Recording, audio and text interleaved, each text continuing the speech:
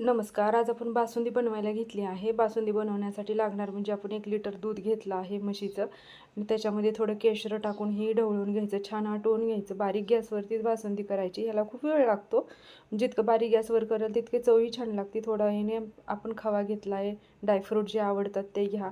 छान असं इलायची पावडर असं घेऊन आहे ना, मस्त असं दूध निम्मं झाल्यानंतर हा खवा त्याच्यामध्ये टाकून आहे ना, तेही चांगलं हलवून घ्या. ते काय खवा त्या दुधामध्ये, गरम दुधामध्ये पडला की तो बरोबर वितळून जातो, एकत्र होऊन जातो. हे छान असा आपल्याला जेवढी लागते तेवढी चवीनुसार साखर तशी कमीच घालायची, कारण का दुधाला पण आधीच गोडी असते.